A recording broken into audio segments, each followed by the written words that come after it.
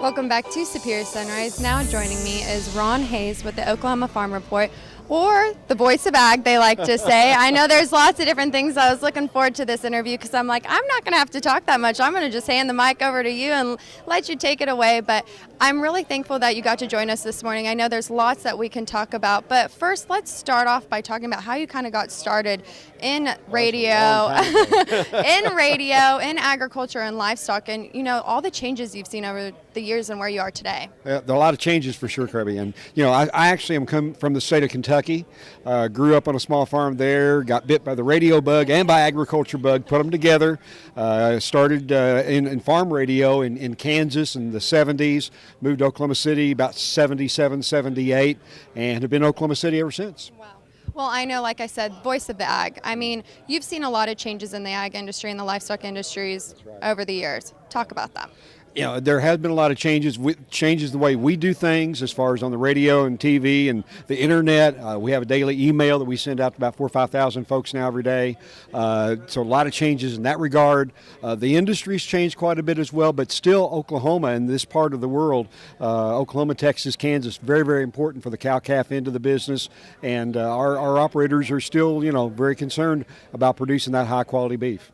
I know you've had a long-standing relationship with Superior. You've been great to mention us on your radio show. Talk about just everything that's gone on over the years. I know the commodities, they're a big thing. People always say, you know, the cattle market's down, the cattle market's up, but that's also commodities. So talk about when you go on air to talk about that stuff, you know, kind of the reactions you get from people. Well, you know, this relationship with Superior has been wonderful all the way back to the days of Jim Odell, working with him early on, and then we were delighted to see our friends at National Livestock come up and partner up with Superior. Robert York and his folks are tremendous.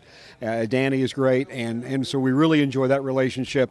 We try to, you know, we still try to give an explanation of what the market is doing, not just the prices. And I think that makes radio and the other things we do still very, very relevant as a result. It does in politics. Obviously, politics play a large part in this, and we don't have to get really into that. Yeah. But talk about how, I mean, that makes your daily job very entertaining, too, I'm sure, and talking to different people. So talk about the political side of things. Well, you know, we've been fortunate in this part of the world. We had, for the last Farm Bill cycle, Congressman Frank Lucas, chairman of the House Ag Committee, writing and helping write the 2014 Farm Law. He's still very much engaged in his district in about the northwestern half of the state of Oklahoma.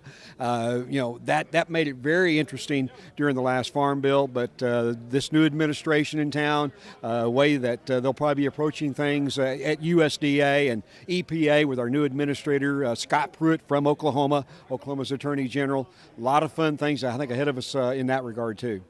What's a day in the life of, you know, radio for you? What is it? What goes on? Tell us a little bit about a day in the life for Ron Hayes and, you know, kind of just your outline of what you do on the radio. Well, you know, we're on the radio. That's an important part of what we do. We start early. We start about 3:30 in the morning, putting the things together, getting it all worked out for our radio stations all across primarily Oklahoma, but up into Kansas and Arkansas, Missouri, Texas as well. But, you know, we're trying to put those things together, our farm news and our markets. We're also working on, like I said, a daily email that we send out to a lot of folks, and that's 6 or 7 stories every day that we're trying to put together as well. Well, I know you guys do great reporting. Like I said, I know Superior is really appreciative of the relationship that they have with you. And I know the agriculture industry is very thankful for you. So it's always great to have a great, outstanding voice in the industry. I want to thank you for being on this morning. And when we come back, I have a sit-down interview with Doug Slattery from 44 Farms. Don't go anywhere.